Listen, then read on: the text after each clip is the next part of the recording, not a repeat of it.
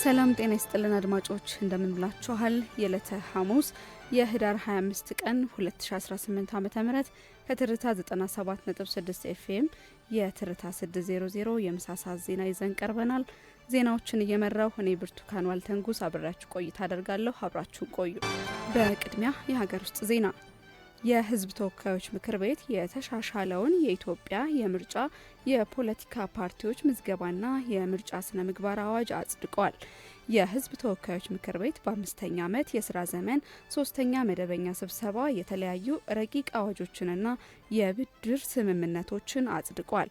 ከጸደቁ ረቂቅ አዋጆች መካከል የኢትዮጵያ የምርጫ የፖለቲካ ፓርቲዎች ምዝገባና የምርጫ ስነ ምግባር አዋጅ ቁጥር 1162 ህዝባር 2011ን ለማሻሻል የቀረበውን ረቂቅ አዋጅ በሙሉ ድምጽ መጽደቁ ይገኝበታል። የተሻሻለው ረቂቅ አዋጅ የፖለቲካ ፓርቲዎች ከእጩዎች ምዝገባ ጋር በማያያዝ ያነሱት የነበረውን ቅሬታ በመፍታት ለ7ኛው ዙር ጠቅላላ ምርጫ አስቻይ ሁኔታ ይፈጥራል ተብሏል። ምክር ቤቱ በኢትዮጵያና በዓለም አቀፍ የልማት ማህበር መካከል ለዘላቂና ንጹህ ኢነርጂ ተደራሽነት ለውጥን ለማፋጠን ፕሮግራም ማስፈጸሚያ የተደረገው የብድር ስምምነት ረቂቅ አዋጅ ላይ ተወያይቶ አጽድቋል።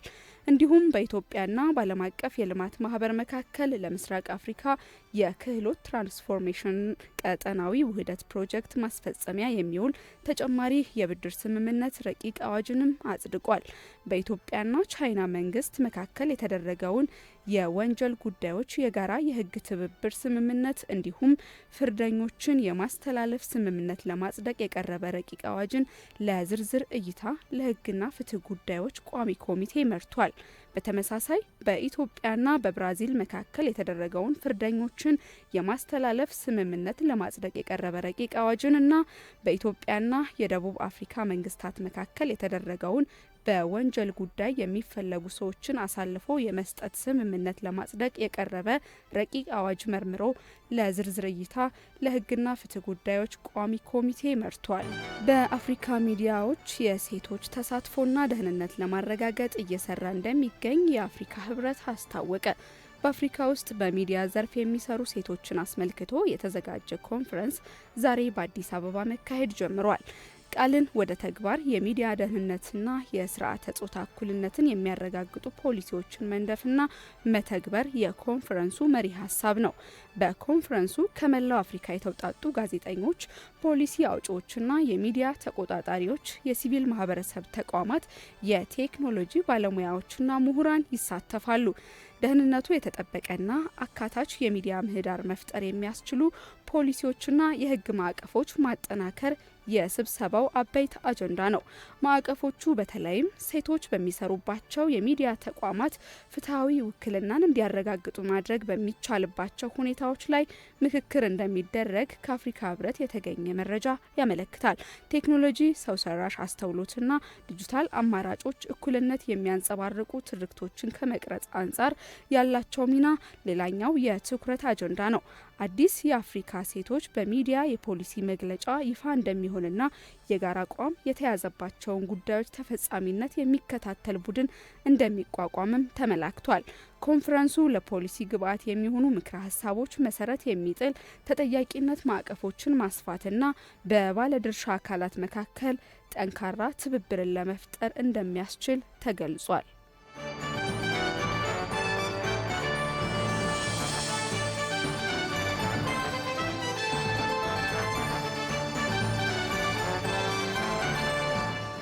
የ26,000 የጋራ መኖሪያ ቤቶች ግንባታን የአዲስ አበባ ከተማ ከንቲባ አዳነች አቤቤ አስጀመሩ። በአንድ ዓመት ጊዜ ውስጥ እንደሚጠናቀቁ የሚጠበቁት የጋራ መኖሪያ ቤቶች በአዲስ የአሰራር ቴክኖሎጂ በመጠቀም የሚገነቡ ናቸውም ተብሏል። ይህም ለከተማዋም ይሁን ለኢትዮጵያ አዲስ በሆነ ቴክኖሎጂ በመጠቀም የሚገነቡ የጋራ መኖሪያ ቤቶቹ እንደሚሆኑም ነው የሚጠበቁት። በግንባታ ወቅት ዋና ግብዓት የሆነውን ብሎኬት ሳይጠቀም ብረታ ብረት በመጠቀም ዘዴ የሚገነባው የጋራ መኖሪያ ቤቶች ግንባታ ቴክኖሎጂ ብዙ የሰው ኃይልን የሚጠቀም በመሆኑ የስራ እድል መፍጠርም የሚያስችል መሆኑ ተገልጿል። ይህ አይነቱ የቤት ግንባታ ቴክኖሎጂ ከፍጥነትና ጥራት ጋር የሚነሱ ችግሮችን ለመፍታት የሚያስችል መሆኑንም ከንቲባ አዳነች አቤቤ ገልጸዋል። የመፍጠርና የመፍጠን እሳቤን በመከተል የነዋሪዎችን ተጠቃሚነት የሚያረጋግጡ ስራዎች እየተሰሩ መሆኑን የገለጹት ከንቲባዋ ይህ ፕሮጀክትም በዚሁ መርህ የሚተገበር ነው ብለዋል። በከተማዋ አስተዳደሩ ሙሉ በጀት የሚሰራው የጋራ መኖሪያ ቤት ፕሮጀክት ቴክኖሎጂው ያመጣው የሌጋሲ ሃውሲንግ ፒኤልሲ ደግሞ በኮንትራትነት ይሰራል ተብሏል። አድማጮች ቀደም ሲል የሀገር ውስጥ ዜናዎችን ለእናንተ አድርሰን ነበር። አሁን ደግሞ በዝርዝር ወደ ተመለከትነው ጉዳይ እናልፋለን። እንደሚከተለው ይቀርባል። አዲስ አበባ ከተማ ዋነኛ የመጓጓዣ አማራጭ የሆነው ታክሲ በተደጋጋሚ የተጠቃሚዎች ምሬት ይሰማበታል። በአገልግሎቱ ከሚሰሙ ምሬቶች መካከል ያለበቂ ምክንያት አሽከርካሪዎች ከተመን በላይ ክፍያ የሚጠይቁ መሆናቸው ዋነኛው ነው። ሕግን አክብሮ መስራቱ በዋና ዋና መስመሮች ቢኖርም በውስጥ ለውስጥ መንገዶችና ትራፊክ ፖሊሶች በሌሉባቸው ቦታዎች ላይ አሁንም ታክሲዎች ከታሪፍ በላይ ሲያስከፍሉ ይስተዋላል። የአዲስ አበባ ከተማ አስተዳደር ካቢኔም በተደነገገው ደንብ መሰረት ማንኛውም የህዝብ ትራንስፖርት አገልግሎት ሰጪ እስከ ምሽት 4 ሰዓት ድረስ የትራንስፖርት አገልግሎት እንዲሰጥ አዲስ ህግ ማጽደቁ ይታወሳል። የአዲስ አበባ ትራንስፖርት ቢሮ የኮሚኒኬሽን ጉዳዮች ዳይሬክቶሬት ዳይሬክተር ዳግም በልሁን ጠይቀናል። ከታሪፍ በላይ ኦፍኮርስ ይገጥማል። ግን አንድ ሊታወቅ የሚገባው በተለይ ምሽት ስራ ከ4 ሰዓት የሚለው የደንብ ቁጥር 185 ባር 2017 ተሻሽሎ በወጣው ከዚህ ቀደም ያው ምሽት ስራ እስከ ምሽት የሚባለው እስከ 2 ሰዓት የነበረው ከ4 ሰዓት ከፍ እንዳለ ይታወቃል። እና የተመረጡ መንገዶች፣ የተመረጡ መስመሮች፣ የተመረጡ ተርሚናሎች ሰፊ የሆነ የሰው ፍሰት ያለባቸው ተብለው እንደ ቢሮአችን ተለይተው አገልግሎት እየሰጡ ያሉ ተርሚናሎችና መስመሮች አሉ። ከዚህ አኳያ ወደ 94 የሚጠጉ መስመሮች ምሽት እስከ 4 ሰዓት በሁሉም ክፍለ ከተማዎቻችን አገልግሎት እየሰጡ ነው ያሉት። በሚፈጠሩ አሁን ከዚህ ከዋጋ ጭማሪ ብቻ ሳይሆን በተመደቡበት በተሰማሩበት መስክ ሊገቡ ላይገቡ የሚችሉበት አጋጣሚ ሁላ ሀፕል ሊያደርግ ይችላል። ለዚህ እንደ ተቋማችን የክትትል ቁጥጥር ዳይሬክተሮች የራሱ ኦፕሬሽን ስላለው ክትትል ቁጥጥር ያደርጋል ብቻ ሳይሆን በተገኙት ላይም እርምጃ ይወስዳል። የተሰማራበት የስምሪት መስመር 1 ቀን ሲቀር 2 ቀን ሲቀር ምን ያክል ያስቀጣል የሚሉ የቅጣት ወሰኖች እዛው ላይ ይገኛሉ። ግን በተመደበበት ተርሚናል በተመደበበት መስመር ከታሪፍ በላይ ዋጋ እያስከፈሉ የሚጭኑ የታክሲ ባለቤቶችም ሆኑ ሌሎች ካሉ የትኛውንም ጥቆማ ፎርማል በሆነ መንገድ ሲመጣ ለሚመለከተው አካል ሪፖርት እየተደረገ ኢሚዲየትሊ እርምጃዎች ይወሰዳሉ። ጠቅለል ባለ መንገድ ግን ምሽት አገልግሎት ልክ ንግድ ቢሮ እንዳወጣ ሁሉ የኛ መኪናዎቹን በተመረጡ 24 ተርሚናሎች ወደ 94 የመስመሮች አሉ ሰርቪስ የሚሰጡ መኪናዎች ከ1 ቁጥር ጀምሮ እስከ መመለሻ አውቶቡሶች ድረስ ተመድበው ሰርቪስ እየሰጡ ናቸው የምለውን ለማስያዝ ነው። ቢሮው የተቀላጠፈ የትራንስፖርት አገልግሎት ለመስጠትና በዘርፉ የሚስተዋለውን የህብረተሰቡን ችግር ለመፍታት እየሰራ መሆኑን ገልጸው ከተቀመጠው የስምሪት አቅጣጫ ውጭ የሚሰሩ አሽከርካሪዎችን በህግ አግባብ እንደሚፈታ ጨምረው ተናግረዋል። የቅጣትን በተመለከተ የትኛውም አይነት የዲሲፕሊን ጥሰቶች ሲኖሩ እዛው ኦንቦርድ ተገኝተው የሚቀጡ እንደተጠበቀ ሆኖ በማዕከል ደረጃ የሚመጡ ጥቆማዎች፣ በአጭር ስልክ የሚመጡ ጥቆማዎች እያንዳንዳቸው ለነበረበት ድርጊቱ ለተፈጸመበት አካባቢ ተልኮ ተቀጥቶ ስለመቀጣታቸው ደረሰኝ ካርድ ተቆርጦ የከፈለበት ደረሰኝ ኮፒ ጭምር እንደኛ ወደ ቢሮ ይመጣሉ ከክትትል ቁጥጥር ዳይሬክቶሬት ጋር። ስለዚህ ክትትላችን እስከዚህ ነው። ጥቆማ ሰጥቶ መተው ብቻ ሳይሆን የተሰጡ ጥቆማዎች ምን ላይ ደርሰዋል የሚለውን እርምጃ የተወሰደበትንም ጭምር ፊድባክ እየተቀበልን ያለ ነውና ያለ ርህራሄ እርምጃዎች አስተማሪ በሆነ መንገድ ይወሰዳሉ። ህገወጥ የሆኑ ድርጊቶች በመሰረተ ልማቱ ላይም ሆነ በትራንስፖርት ሂደቱ ላይ ሲያጋጥም በ9417 አጭር የስልክ መስመር በማሳወቅ የሁልጊዜ ትብብራቸው እንዳይለየን ለማለት እፈልጋለሁ። በመዲናዋ ለህዝብ ማጓጓዣ ከተተመነው ታሪፍ በላይ አገልግሎት ሰጪዎች ሲያጋጥማቸው በነጻ የስልክ መስመር 9417 ወይም በአካል በአቅራቢያ በሚገኝ የትራንስፖርት ቅርንጫፍ ጽህፈት ቤቶችና የትራንስፖርት ዘርፍ ባለሙያዎች የተሽከርካሪውን ሰሌዳና ሰዓት በመያዝ ጥቆማ እንዲሰጥ ዳይሬክተሩ ጠይቀዋል። አድማጮች ቀደም ሲል በዝርዝር የተመለከተውን ጉዳይ ለእናንተ አቅርበን ነበር። አሁን ደግሞ ወደ ውጭ ዜናዎች እናልፋለን። በቅድሚያ የአፍሪካ በሞዛምቢክ በተቀሰቀሰው አመጽ ምክንያት 100 ሺህ የሚጠጉ ሰዎች ከመኖሪያ ቀያቸው ተፈናቅለዋል ሲል የተባበሩት ሀገራት አስታውቋል። ከቅርብ ሳምንታት ወዲህ በሰሜናዊ ሞዛምቢክ የሚገኙ መንደሮችን የታጠቁ ኃይሎች ከወረሩና ጥቃት ካደረሱ በኋላ ወደ 100,000 የሚጠጉ በአካባቢ የሚኖሩ ንጹሐን ዜጎች ለመሸሽ ተገደዋል ሲልም ነው የተባበሩት ሀገራት በሪፖርቱ ያመላከተው።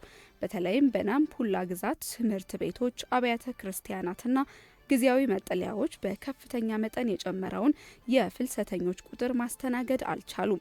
የተባበሩት ሀገራት የስደተኞች ኮሚሽን ከፍተኛ የስራ ኃላፊ እንደገለጹት ይህ በቅርብ ወራት ወዲህ በሞዛምቢክ የተመዘገበ ከፍተኛው የተፈናቃዮች ቁጥር ነው። አስቸኳይ የሰብአዊ እርዳታ የሚፈልጉትን እኚህ ተፈናቃዮች ለመርዳትም ሁሉም አካላት ትብብራቸውን እንዲያደርጉ መጠየቃቸውን ተዘግቧል።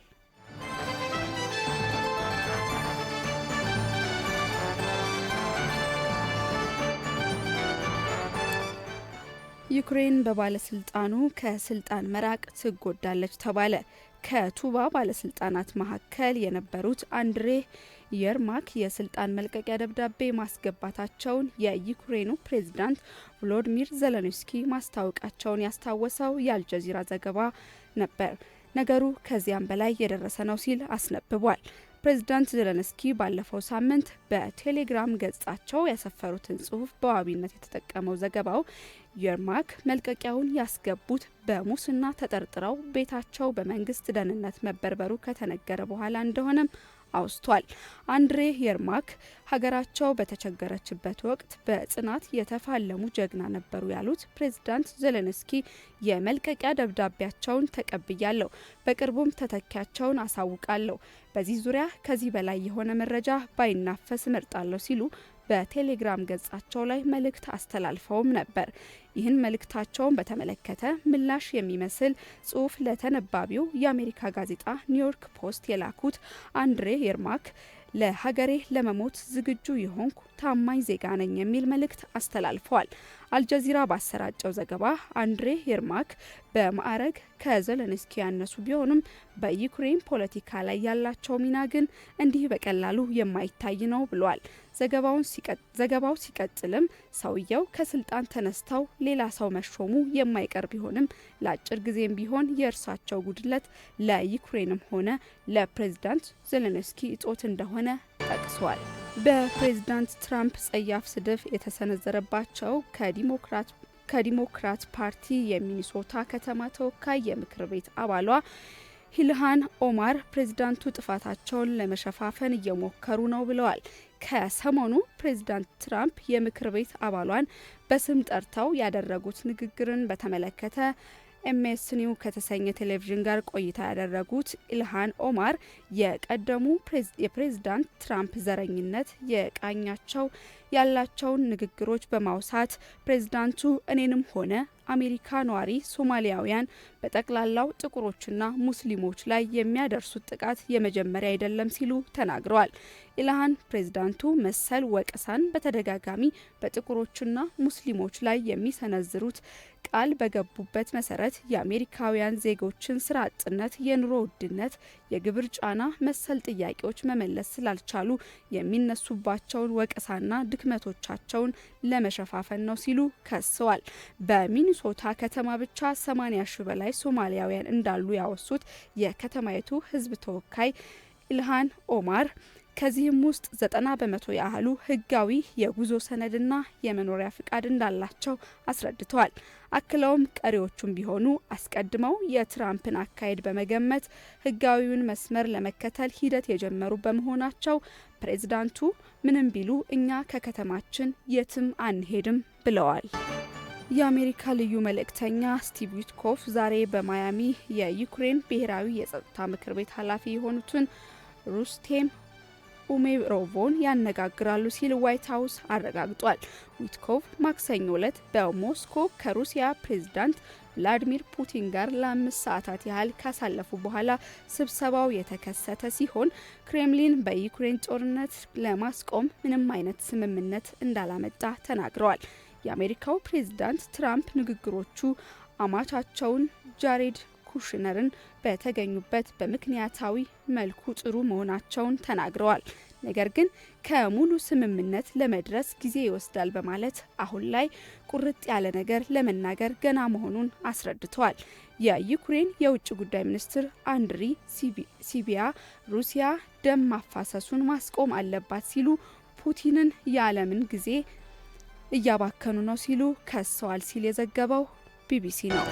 አድማጮች ቀደም ሲል የሀገር ውስጥና የባህር ማዶ ዘገባዎችን ለእናንተ አድርሰን ነበር። አሁን በቀጥታ የምናልፈው ወደ ቢዝነስ ዘገባዎች ነው።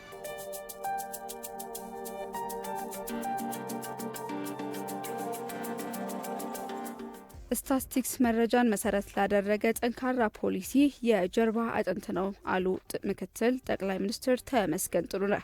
19ኛው የአፍሪካ ህብረት አባል ሀገራት የብሔራዊ ስታትስቲክስ የዳይሬክቶሬት ጀነራል ኮሚቴ ዓመታዊ ስብሰባ ፍትህና ካሳ ለአፍሪካውያንና ዘረ አፍሪካውያን በሚል መሪ ሀሳብ በአዲስ አበባ እየተካሄደ ነው። ምክትል ጠቅላይ ሚኒስትሩ በስብሰባው እንዳሉት ኢትዮጵያ ቀርጻ ወደ ትግበራ ያስገባቻቸው የልማት ግቦችና ሀገር በቀል የኢኮኖሚ ማሻሻያ ተአማኒ መረጃ ይፈልጋሉ። ተአማኒ ስታትስቲክና ልማት ተነጣጥለው እንደማይታዩ ጠቅሰው ስታትስቲክን መረጃ መሰረት ላደረገ ጠንካራ ፖሊሲና ስትራቴጂ የጀርባ አጥንት ነው ብለዋል። ውጥኖቹን ከግብ ለማድረስ የስታትስቲክስ ዘርፉ በሪፎርም ውስጥ ማለፉን ገልጸው ዘርፉን በቴክኖሎጂ በማገዝ ኢትዮጵያ ጠንካራ ስራ መስራቷን አመልክተዋል። የዘርፉን ሚና ለማጎልበት ጠንካራና ገለልተኛ ተቋም መገንባት፣ ዘላቂ የፋይናንስ ምንጭ መፍጠርና አህጉራዊ ትስስርን ማጠናከርም ይገባል ብለዋል። በከተማዋ በቂ የዘይት ምርት እንዳለ ተነገረ። የአዲስ አበባ ከተማ አስተዳደር ንግድ ቢሮ የዘይት አቅርቦት ችግርን ለመፍታትና የኑሮ ውድነትን ለማረጋጋት እየሰራ እንደሆነ የገለጹት የቢሮው ኃላፊ ወይዘሮ ሀቢባ ሲራጅ የአቅርቦት ችግር እንዳይፈጠርና የኑሮ ውድነቱን ለማረጋጋት በርካታ ስራዎች እየተከናወኑ እንደሆነም ጠቁመዋል። ኃላፊዋ በዚሁ የዘይት ምርት በሀገር ውስጥ በበቂ ሁኔታ እንዳለ ባመለከቱበት ንግግራቸው በሸማች ማህበራት፣ በአዲስ አበባ ንግድ ስራዎች ድርጅት እንዲሁም በተለያዩ ተቋማት በኩል 5 ሊትር ዘይት በ1400 ብር ለተጠቃሚዎች እየቀረበ መሆኑን አስታውቀዋል። አክለውም ነገር ግን አንዳንድ ነጋዴዎች በከተማዋ የምርት እጥረት እንዳለ በማስመሰል ምርቱን ከተጠቀሰው በላይ በሆነ ዋጋ ሲሸጡ እንደሚስተዋሉ አስረድተዋል። አስተዳደሩ በሸማች ማህበራት በችርቻሮና በተቋማት በኩል የዘይት ምርት በበቂ ሁኔታና በተመጣጣኝ ዋጋ እየቀረበ እንደሚገኝም አስታውቀዋል። አድማጮች የትርታ 600 የምሳሳት ዜናዎችን አስደመጥናችሁ። በመቀጠልም ስፖርታዊ መረጃዎችን የምናጋራበት ሰዓት ላይ እንገኛለን። ስፖርታዊ መረጃዎችን ባልደረባችን አበበ ተገኝ ስቱዲዮ ተገኝቶ መረጃዎችን ያጋራናል። እንደምን አላችሁ አድማጮች? ብርቱካን አመሰግናለሁ። የ14ኛ ሳምንት የእንግሊዝ ፕሪሚየር ሊግ ጨዋታዎች በዚህ ሰሞን እየተደረጉ ነው የሚገኙ። ትላንት በርከት ያሉ መርሃ ግብሮች ተደርገው ነበር። በዚህም መርሃ ግብር እንግዲህ አስቶን ቪላ፣ ክሪስታል ፓላስ፣ ኖቲንጋም ፎረስት፣ አርሰናል፣ ሊድስ ዩናይትድ ድል ቀንቷቸዋል። ሊቨርፑል ከሰንደርላንድ ያደርገው ጨዋታ ባቻ ውጤት ተጠናቋል። ሊቨርፑል በዚህ የውድድር ዓመት ባለፉት ጨዋታዎች ላይ የሚያገኛቸው ነጥቦች አመርቂ አለመሆኑ ጋር ተያይዞ በፕሪሚየር ሊጉ አጣብቂኝ ውስጥ ገብቷል። ዛሬም ሌሎች መርሃ ግብሮች ይደረጋሉ። በተለይ ደግሞ ማንቸስተር ዩናይትድ ከዌስትሃም ምሽት 5 ሰዓት ላይ ጨዋታቸውን የሚያደርጉ ነው የሚሆነው። ብቸኛው የእንግሊዝ ፕሪሚየር ሊግ የምሽት መርሃ ግብር ነው። ማንቸስተር ዩናይትድ በዚህ የውድድር ዓመት በሮቢን አሞሪም ስር እየተመሩ እንዳለፈው የውድድር ዓመት የባለፈውን የውድድር ዓመት የውጤት ቀውስ ላለመድገም ጠንካራ ፉክክር ማድረግ ይጠበቅባቸዋል። ባለፉት ጨዋታዎች ላይ ተከታታይ ጨዋታዎችን ያሸነፈ ነበር ሮበን አሞሪም። ነገር ግን በኤቨርተን ከደረሰበት ሽንፈት በኋላ ወደ አቻ ውጤት ጨዋታዎችን ባቻ ውጤት እንዲሁም ሽንፈትን ማስተናገዱ በድጋሚ በፕሪሚየር ሊጉ ላይ ወደ 9ኛ ደረጃ እንዲወድቅ አድርጎታል። 21 ነጥቦችን ይዞ 9ኛ ደረጃ ላይ ነው ማንቸስተር ዩናይትድ የሚገኘው። ዌስትሃም ወራጅ ቀጠና ላይ የሚገኝ ክለብ ነው። በተለይም ደግሞ ኒኑ ስፒሪቶ ሳንቶስ ይህን ክለብ ወደ ከፍታ ያመጡታን ተብሎ ይታሰባል። በኖቲንጋም ፎረስት ያሳዩት ድንቅ ብቃት በዌስትሃም ላይ ደግሙታን ተብሎ ይታሰባል። ዛሬ ምሽት በኦልድ ትራፎርድ 5 ሰዓት ላይ እንግዲህ ማንቸስተር ዩናይትድ እና ዌስትሃም የሚያደርጉት ጨዋታ ይጠበቃል። ኑኖ ስፒሪቶ ሳንቶስ በኖቲንጋም ፎረስት ጥሩ ጨዋታን አሳይተዋል። በዌስትሃምም ጥሩ ጨዋታ ለማግኘት የሞከሩ ነው። በዌስትሃም ካደረጓቸው 8 ጨዋታዎች ውስጥ ግን ያሸነፉት 2ቱን ብቻ ነው። 2ታቸው ወጣው 4ቱን በሽንፈት አስተናግደዋል። 11 ነጥቦችን ይዘው እንግዲህ 18ኛ ደረጃ ላይ ነው የተቀመጡት። ማንቸስተር ዩናይትድ ዌስትሃም ጠንካራ ተፎካካሪ ይሆንበታል ተብሎ ይጠበቃል። በተለይም ደግሞ ማንቸስተር ዩናይትዶች ባሳለፍነው ሳምንት በኤቨርተን ከተሸነፉ በኋላ በክሪስታል ፓላስ ጋር ያደረጉትን ጨዋታ ከመመራት ተነስቶ 2-1 ማሸነፋቸው ለማንቸስተር ዩናይትድ ጥንካሬ ይሆናል ተብሎ ይጠበቃል። በዌስትሃም በኩል ሉካስ ፓኬታ ባሳለፍነው ሳምንት ባየው ቀይ ካርድ ምክንያት የምሽቱ ጨዋታ የሚያልፈው ይሆናል። በማንቸስተር ዩናይትድ በኩል ደግሞ ሼሽኮና ሃሪ ማጓየር በጉዳት ምክንያት በጨዋታው የሚሰለፉ አይሆንም ማለት ነው። የእንግሊዝ ፕሪሚየር ሊግ ስንወጣ የኮፓ ኢጣሊ የምሽት ጨዋታዎች ይደረጋሉ። ዛሬ ምሽት ሰሞኑን በኮፓ ኢጣሊ በርካታ መርሃ ግብሮች እየተደረጉ ነው የሚገኙት። ዛሬም ቀጥለው ሲደረጉ ምሽት 1 ሰዓት ላይ ቦሎኛ ከፓርማ ጨዋታቸውን የሚያደርጉ ነው የሚሆነው። ላዚዮ ከኤሲ ሚላንም የሚያደርጉት የምሽት 5 ሰዓቱ ጨዋታ ይጠበቃል። ኤሲ ሚላን በዚህ የውድድር ዓመት በጣሊያን ሴሪያ ላይ ጠንካራ ተፎካካሪ ከሆኑ ክለቦች መካከል የመጀመሪያውና በግንባር ቀደምትነት ይጠቀሳል። ላዚዮን ከሜዳው ውጭ አቅንቶ ምሽት 5 ሰዓት ላይ የሚገጥም ነው የሚሆነው። ብርቱካን የስፖርት መረጃዎችን ከዚህ ጋር ላብቃ። አበበ ስቱዲዮ ተገኝተህ ስፖርታዊ መረጃዎችን ስላካፈልከን እናመሰግናለን። አድማጮች የዕለተ ሐሙስ የህዳር 25 ቀን 2018 ዓ.ም የትርታ 600 የምሳ ሰዓት ዜናዎችና መረጃዎች ያዳመጣችኋቸውን ይመስሉ ነበር። ቀሪ የትርታ መሰናዶች እስከ እኩለ ሌሊት 6 ሰዓት ድረስ መደመጣቸውን ይቀጥላሉ። እኛ ከወዲሁ ተሰናበት። ሰናይ ቀን።